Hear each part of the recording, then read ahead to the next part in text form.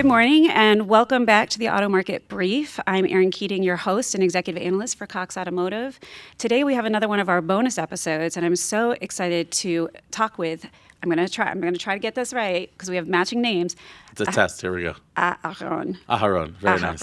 Okay. Yes, we share our Jewish heritage here. So, Aharon Horwitz with Full Path. So, as most of the audience might know, Cox Automotive did acquire Full Path, and we are now in the full integration mode, getting everything up to speed. But we wanted to take a little bit of time to talk to our audience about who you are and where Full Path came from, and what we see are some of the challenges that it's solving in the industry, and how we believe these two big forces of Full Path and Cox Automotive coming together might help our dealer customers and our clients, and so on and so forth. So, just to start for our listeners, tell us a little bit about yourself and what drove you into the car industry, because I know that you mentioned before we got on air that you grew up in Cleveland and then you moved to Israel and got into tech, which is a really smart place to do that. A lot of good talent over there. But you chose automotive. So tell me a little bit of your background story. Yeah, well, thanks for having me, Erin. Actually, I grew up in Cleveland, moved to Israel, and actually I first did social impact startups. Oh, awesome. I actually co-founded an incubator with a friend that would take in folks who had ideas for businesses that also had a social change aspect. Very cool. So it could be something to help with youth at risk by training up on, IT computer skills. Sure. And sort of what they call like double or triple bottom line. So you have a bottom line that's focused on the revenue, a bottom line that's focused on social impact, maybe another aspect. And doing that, I actually got a lot of experience interacting with small, medium businesses. Okay. And came to this insight or almost like inspiration that small, medium businesses are these incredible engines of societal transformation. Mm-hmm. And it's much easier to find your way in a small, medium business. If you look at the United States, for example, about 50% of people are employed in small, medium businesses. And it became very clear to me as someone who just kind of is always thinking about what could be better, what the challenges are, what the opportunities are in any area I'm in, that those companies were dealing with quite inferior technology. Right. And that the advantages that a large player, Walmart or a Fortune 500 or Fortune 1000, Fortune 5000 had, do not accrue to the small, medium businesses. In particular, at the time, we're talking, say, like 10 years ago, because things like agentic tech and Gen AI were not really around, right? Sure. So some of that power leverage that you get now from technology was not present. And myself and my two co-founders, Yishai and Eliav, we just were really excited about the idea of seeing if we could help SMBs use more automation, use more machine learning in a way that does not require a large team or a particularly like science or technology background. Sure. And actually we got into the business not looking at auto at all. Okay. We just wanted to help make stuff that helped SMBs with automation. So we would take content and turn it into emails with automation, drip emails. We would take content and turn it into digital advertising.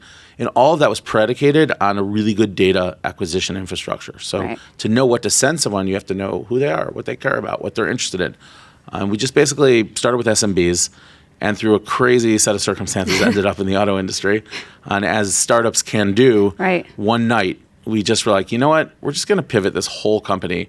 At the time we had quite a few customers. We had, probably a team of 15, 20 people, which, sounds tiny compared to Cox Enterprises, Cox Auto, but it was for us the largest company we'd ever run. Sure. We said, we're just pivoting it into automotive. Wow. And we just did it overnight, came up with a name in like 24 hours, showed up at a conference and started. Now, that came about partially because we were looking for an industry that both had a very important role in societal impact, but also behaved like an SMB or was an SMB. Right. I love that because, I didn't realize that was your background, but you're right. We talk a lot about dealers and just the impact they have in their own communities. They might be small to medium-sized businesses, but they have a pretty large outsized impact on, A, just people getting from point A to B, but B, a lot of them are very, very highly active in their communities from a social perspective. So, that really is correct. I mean, you're selling to people who you live with. Right. And so if you are not a good actor in the community, you're going to not have the reputation you want. So I think many dealers are both, by just who they are communally inclined, but it also is good for their business. And it's always nice when those incentives align. And I'd say even the enterprise dealerships, even the large publics, in many ways, they still have to deal with certain aspects of what a typical local business deals with. And that's why as Full Path scaled, we went from doing, smaller groups, let's call it 3, 4, 5, 6, 7, 10 10 rooftop groups, Right. to some of the largest in the country, we were able to also keep some of that really smart local Right.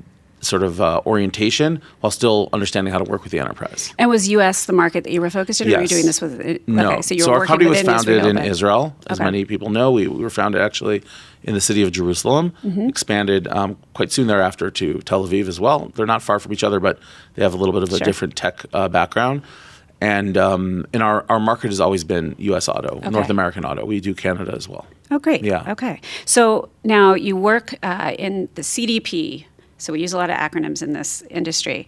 Tell us what a CDP is and why it's important for a dealer, and then potentially for a larger organization like ours to consider leveraging. Yeah. So every industry, every business, frankly, every person, every organization is living with kind of the accumulated history of how that business, that organization, that industry came to be, right? And you could kind of do an archaeological experiment and kind of architect back, why is it that dealers have these franchise laws? Why is it that dealers use certain technology over other technologies, right? Why is it that dealers are somewhat outside of maybe the mainstream of cloud tech, right? There's all these reasons, and we can get, we could have a lot of fun, Sure. writing about those or researching those. But what I'd say is evident is that dealers have quite siloed data, and every dealer would agree with this. And that even if the data has been, let's say, dumped into a single database, which is very rare, most of the time, Right. data is indeed siloed, it's not structured or organized in a way that it makes it useful for making decisions about how to speak to customers, Right. how to make a decision about what the next action is. Sure. And so all that a CDP is, fundamentally, is a lot of hard work to ingest means to onboard, to pull in, to acquire all the data from a dealership, to put it into one sort of single view where everything makes sense. And so I'll give you the most simple example, which is obviously, for the purpose of illustration. Let's say you have a CRM, and you have an email program or DMS or another program that you use at your dealership. And in one, first name is written in the database layer is, first underscore name. And the Right. other one is written first, and then name is attached to it. Right. So it looks like one word. Those two columns, right, in a database would not necessarily be recognized as the same first name. Right. So suddenly you have two instances of Aaron in your database, and both of those Aarons are accruing different information. Right. Both of those Aarons are being engaged separately and differently, and that makes no sense for the consumer. Right. So in the end, the North Star for us, as it should be for every dealership, I think, is what's good for the consumer experience and the consumer journey. And our technology is there to tie that very, very fragmented data Right. into one picture, and then enable off of let's call it that golden record, that golden database, all the actions and activities that you would want to do, such as direct email marketing, such as SMS marketing, such as just learning and building audiences to say, hey, I want to find people who might be in the market but are not yet aware of a special we have. Right. So you can build those audiences on the CDP, and then you can activate those audiences. Okay. And we help with both the audiencing and the data acquisition and organizing, and we also help with the activation. So, and this wasn't a question I was originally thinking of asking, but you have me thinking Sure. about, we often are trying to solve a problem and push people into a specific system. Would a CDP continue to help those that haven't formalized, hey, when you put something into the system, it has to be Aaron space Keating? If you were using my name as an example, would it continue to work this way? Because I know that one of the hardest things that a lot of dealers, and especially small to mid-sized businesses, really face is it's really hard to teach old dogs new tricks, how they actually do the work in the background. Will it continue to help solve that problem when records are duplicated? Yeah, absolutely. So in many ways, that is the premise of it. Right. So there's this concept like in security of zero trust, where you build it in a way where we don't have to rely on a person to do something. Sure. Because we're all humans and it's hard to change habits. Right. So our CDP is built similarly, meaning it is designed to fix issues and figure out how to make it work even when a person does it in the old way. Sure. And I think that's one of the key advantages. Right. There's a lot of companies in auto that'll put data into one single database. Right. But to make it organize it in a way that it is useful, and then to actually make it useful, that's much more difficult. Right. That's the real challenge. Yeah. And I mean, we see that consistently. We know that some dealerships, I'm sure you've run across them, especially the smaller groups with less rooftops, still using paper, still using individuals, have their own book of business, and it's honestly integrated into the larger systems. So paper we don't yet have a solution for, but you can scan it in, for pretty much everything digital, we can most things digital we can help with. So when you initially started talking with Cox Automotive, I'm just curious from FullPath's perspective, what was a real advantage of working with a company like Cox Automotive and being integrated into our systems? By the way, I'll just say on paper before I speak to that, one of the first dealerships I went to, because I did not know auto, so I was using friends and relatives to get introductions. They found in a paper file at some point that they'd sold my grandfather a car in how fun. the 50s. Oh my gosh. Which I thought was really cool. That is very cool. Do you have the bill of sale? In Cleveland, Ohio, yeah. Very cool. So that paper comes in, it creates some good nostalgic moments. That's true.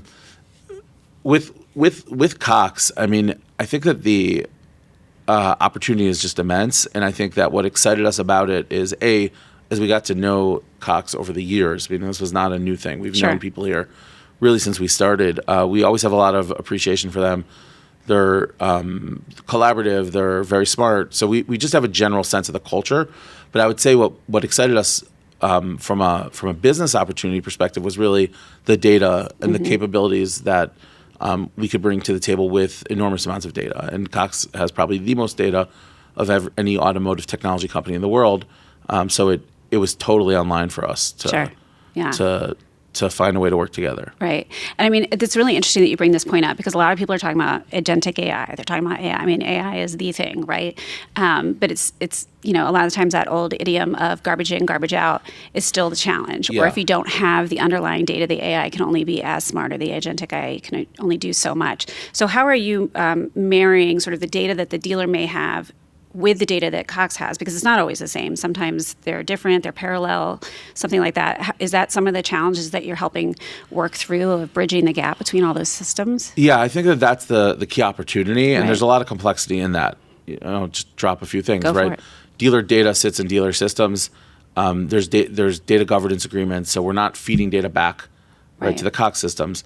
Some of the Cox data sits in systems where it can't be exposed out. So there's a lot of complexity, and we have to be really accurate in how we do that. Right. What I would say is that, just as a general principle, fragmented data is the enemy of AI at this point. Maybe one day it won't be, but right now I'd say that that's pretty obvious. And what we need to do is treat the Cox data like we would another data source for the CDP. Just suddenly there's this extensive and frankly really unique data set.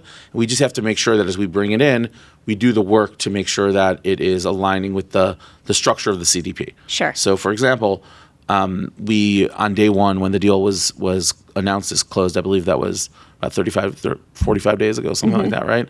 We released an integration between AutoTrader and Kelley Blue Book data into the CDP. What does that mean? It means that if a dealer's customer is now shopping on AutoTrader, they will get an indicator saying, "Hey, someone from your world of data is now on AutoTrader looking at VDPs, looking at vehicle description pages." Right. So that would then give the dealer some interesting insight, an important insight, because the dealer wants to be part of that customer journey. But it would also potentially trigger actions. Okay. So if you think about it, the real power is us going from a signal that's acquired anywhere in the Cox ecosystem to an action at the dealership level. Right. Signals acquired on AutoTrader, immediately or quite soon, an email goes out from the dealer with relevant information, and that customer's profile is updated so that we know the next action should remain relevant. So let's say they're looking at a car on AutoTrader or Kelley Blue Book that we did not know they were interested in. Right. Suddenly we're able to update that, and now all marketing and all engagement would come on that more accurate profile. Interesting. Now, I'm going to come at this from a complete, noob, as my son would say in gaming terms. Yes. So if this is all being done sort of in the background and automatically, are the sales individuals still updated on what their customers are doing or being fed or being sent, so that they're aware of then throwing in the human touch? Where do you see the human touch coming into this? Yeah, absolutely. So we're updating our golden record in the CDP, and wherever possible, we're essentially syndicating that to any system that we can get access to. So, for example, CRM, we would syndicate information into the CRM, or really a lot of these settings and decisions are up to the dealership in terms of the playbook they want to run. I'd say for the most part, we learned over the years through, frankly, quite a bit of failure that everything should be automated, but we should also provide a workbench and controls to the dealer if they want to use it. So one of the best products we ever released, in my opinion, or one of the most breakthrough products, was an attribution product. Okay.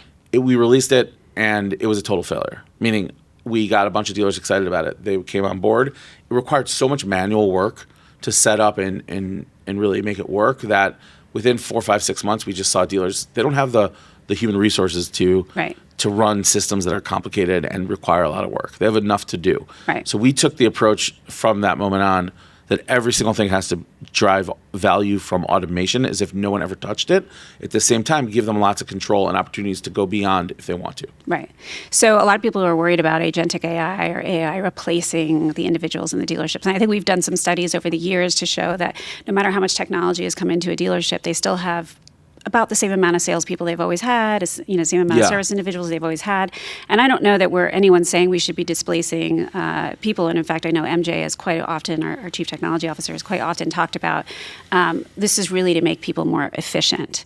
So do you foresee that this is really actually just enabling sales individuals or service individuals to be more efficient, more effective, more personal with their customers because they're not having to sit in this back system? Or do you see it as actually replacing any kind of employees? Or where's the company, where's the dealer finding the efficiency? Yeah, so one, I would just say I don't really think anyone knows where things are going to go in any technological revolution.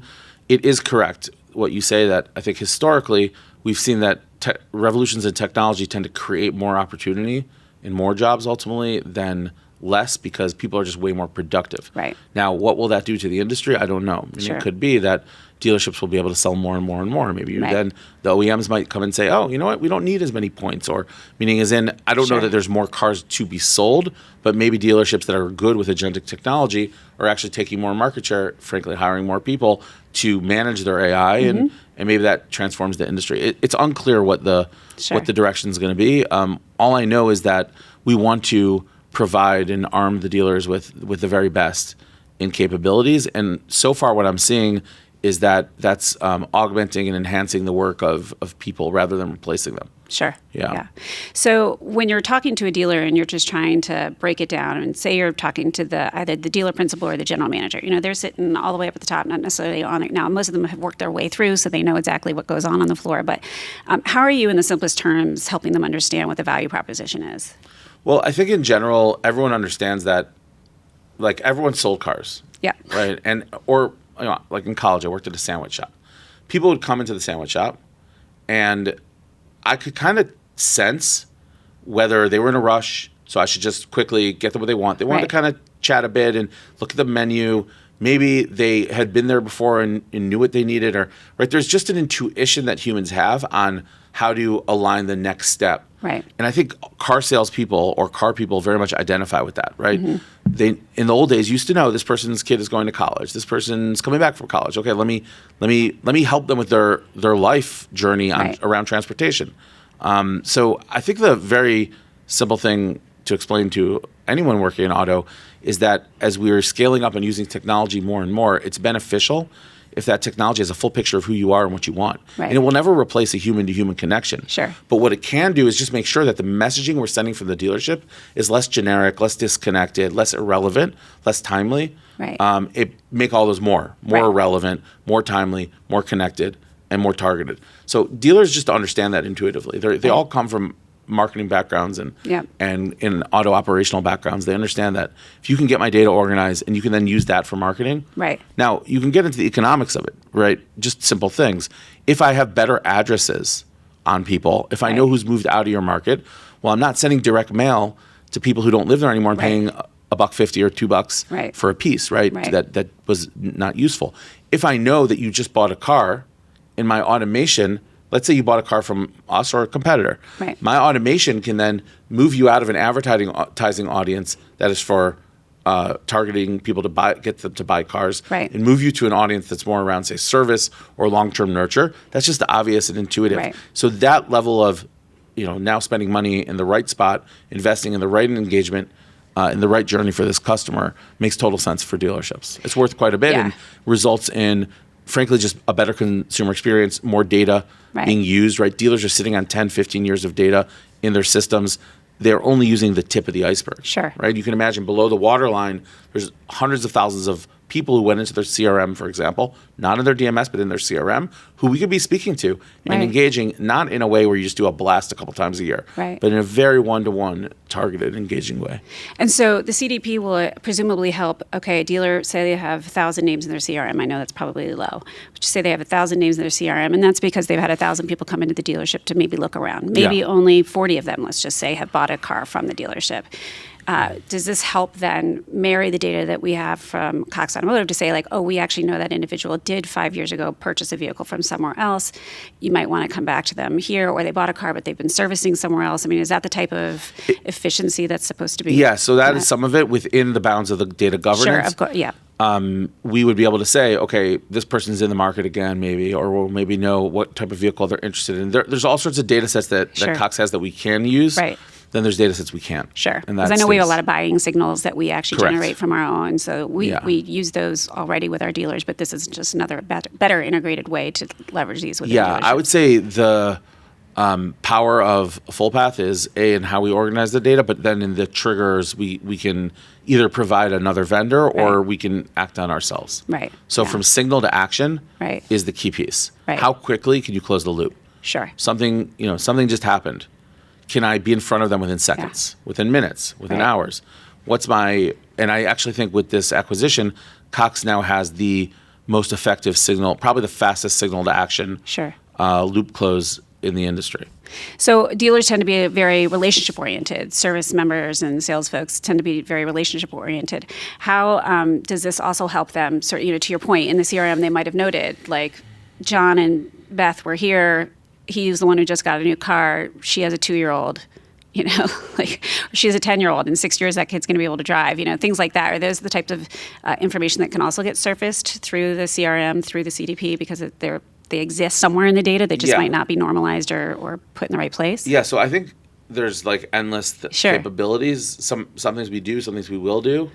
I just think that the key question is always going to be, what is the best thing for the consumer, for the shopper? Sure. So it could be that the best thing is to read those CRM notes and engage them, or it might just be, again, assess every case. Yeah, right. Yeah. I always think of, the birthdays now, right, with Facebook. It's it's made birthdays democratized. Now everybody can say happy birthday. Right, that's true. And I happen to remember birthdays, but so I always try to tell people, I did not see this on Facebook. Yes. I remembered your birthday, right? So there's this whole pull and push from not having to store all that information in your head, being reminded about something, but then, from a relationship perspective. So what really gets unlocked here within this situation with Cox, because Full Path has come in, that you couldn't do as a standalone company?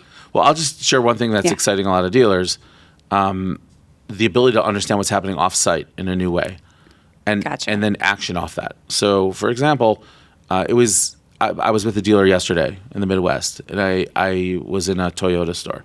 And I was able to show them that there was a meaningfully sized population of shoppers who were on competitor VDPs, vehicle description pages, off-site, call it Kelley Blue Book or Auto Trader, right, and had not filled out a lead on their website. They may have been browsing on the website in many cases, right? They're in the market, they're looking, they're very you would be called as low funnel, but they've not filled out a lead. And so the dealership had no idea that those people were shopping. Right. And because of the CDP's audiencing capabilities, A, we were able to build that audience right there on the spot. Right. B, we were able to then drive a micro campaign with an SMS drop to that small audience. I would even go further. I would actually pull that list out and actually have people just call and say hi and check in. Yeah. That's an insight that came from us connecting Cox data into the tier 3, into the dealer level data. Now, there, I would say we as Full Path should also be building automations that happen and not have to wait for someone to know about that audience and build it. Right. And that's another thing that we spend a lot of time doing. Right. And we're talking a lot about the dealers. Automakers also look to data to help them reach out to customers. And there's a consistent, tug and pull, if you will, between the relationship of an automaker and its dealer body and where that data sits. Is that additional governance that you're having to take into consideration of, what do you do with that data? Obviously there's governance around the legality of what you can do with the data, but the automaker and the dealer, have you come up against that friction between those two? To a certain extent. I think we're exposed to all the inherent frictions that exist in the industry. I would say for the most part, FullPath is focused on the tier 3 on the dealer level. That doesn't mean we haven't done things with automakers and on a tier 1 and a tier 2 level. We have, and we would like to do more there down the road. What I would say is, in general, it has to come back to the North Star of the consumer experience. Sure. If an automaker is investing in messaging at the tier 1 and tier 2 level, it is worth it for the tier 3 marketing machine, for the tier 3 engagement operation to be aware of what is happening on a messaging level, but also to be aware on a very specific level of if there's a consumer that's getting excited and engaged. Now, a lot of the way that happens now is through list passing, right? The automaker will pass a list of people who are relevant for something or who might have expressed interest. We don't think that that's the smartest way to do it. Right. We think it should be much more integrated. Sure. And so when you think of a tier 1 to tier 3 customer data experience, we're best positioned, in my view, to deliver that with the Cox relationship. I think it's really by a very significant margin. Right. So when I'm thinking about what we've been talking about recently, not only with automakers, but a lot of dealers, and I'm going out tomorrow, in fact, to speak with an automaker around this, is the service studies that we do. Service studies. Service studies. So really talking about where do dealers start to leak, where's the leaky bucket? One of the biggest leaky buckets is service. Customers buy a vehicle from your dealership and they go away and they service it somewhere else. Correct. Which is nuts. It's bananas that you would be losing a customer, especially a car that's under warranty or within its first 2 years. Yeah. But we see that that's generally happening. And X-Time obviously is a product that we have here at Cox Automotive as well. We've been talking a lot about Auto Trader and Kelley Blue Book, but where are the possibilities here where you can really start to help the dealer to connect sales to service from the very beginning? We know that if someone is introduced to the service department right away when they purchase a car, they're 2 times more likely to return to the dealership to actually get that service. And if they've been interacted with by the service department, they're 2 times more likely to repurchase a vehicle from that dealership in the future. So do you see sort of a lot of nice wide open spaces there where we can really start driving that fixed ops revenue, not just new car sales revenue? Yeah, no question that's key for dealers. I'd say service and vehicle acquisition, service lane to acquisition, service lane to sale, acquisition and sale. We're very much active already in those spaces, and I think there's a lot more opportunity with the Cox data set. For example, we see a huge amount of opportunity around service declines, for example, right? Service declines happen all the time. They kind of make sense. Who wants to if every time you roll through a service lane, they're saying, hey, pay me a couple $1,000s, it's kind of a bummer, right? So I think in general, dealerships are aware of that, and they also try to focus on the more important service needs. But the fact is, most cars, and most shoppers, at some point in the lifetime of their ownership, are declining service. And we see that as actually an interesting opportunity to kind of remind shoppers and remind owners of vehicles when there might be opportunities, maybe to look at the spacing and kind of suggest an opportunity to service something that needs to be serviced that was declined. And there's many more. Telematic data is like a little futuristic that we've already experimented with it. We think that there's great opportunity to use telematic data. So we're very interested in the service side, and we think we can build out a lot. Again, in this new relationship. Yeah, we talk a lot about, if we're, to your point earlier, if we're not going to sell more cars, and maybe if we get stuck around the 16.5 million SAR, does that mean that the entire industry has to rethink where are the repeat customers coming from? And fixed ops is definitely a big part of their mind. And again, they lose a significant amount of business to independent shops. And so, we think of the auto business almost like a software business. Sure. Where you bring in a customer and then you kind of get them into what you hope is a subscription model. Right. The subscription being the ongoing service, and then the re-up on the vehicle, and the upsell, the expansion, which in software you're always looking for more seats or adding a module, would be including other members of your family or what have you, right? So we are very much into the idea of retention. And service retention is really, really key. We can look at the analytics within FullPath, and I assume, again, I'm still learning the Cox data set, but it's obviously there as well. We can show a dealership, hey, within 10 miles of your store, here's your currently active sold but not serviced customers. Yeah. And here's another bucket of inactive, by which we define as someone who hasn't engaged with your dealership, visited the website, opened an email, whatever the signal may be for quite a while. Here's 15,000 people, active, inactive, who are sold but not serviced with you. Let's figure out what to do with those people. What's the messaging? What's the offer? So that's built into the product. Right. And then we can go out to 20 miles and 30 miles and really just start to understand your opportunity in the fixed ops. And I think that that's in many ways the most interesting part of the business for dealerships today. Right. Right. It's obviously that the fixed ops machine has to become far more automated and efficient and really retain those 100%. customers. Yeah. Now, in the end of the day, if I was thinking about it from a dealership perspective, I really would just be asking my customers, like that software metric of NPS, which is Net Promoter Score. Right. You should just understand, would a shopper, someone who services with you, who buys with you, would they recommend your dealership to their friend? Right. I mean, that in the end, it all comes down to that. Right. And so everything has to feel frictionless as much as possible. Right. Frictionless, smooth, friendly, easy, modern. I mean, that's the goal. Right. Yeah. And so given that a lot of, AI noise, there's a lot of AI noise out there, right? And especially in automotive. And there's a lot of software, as you said. You came into the situation seeing, wow, these guys have a lot of fragmented or siloed technology in their dealership. So a lot of dealers are sitting here wondering, why do I add the AI layer, if you will? What separates like useful AI from, or useful systems here, I guess you would say, infrastructure, the way in which the CDP works, or your CDP works specifically, to other? Like, what's the differentiation they should be looking at? Yeah, I think it's all about mindset and approach. I would not, as a dealership, say I want to put AI in my dealership. That is not a good way to start. I would rather say, well, what are challenges I'm facing in my dealership? Or I would look at a process and I would say, in this very specific process that I have in my dealership, I mean, anything.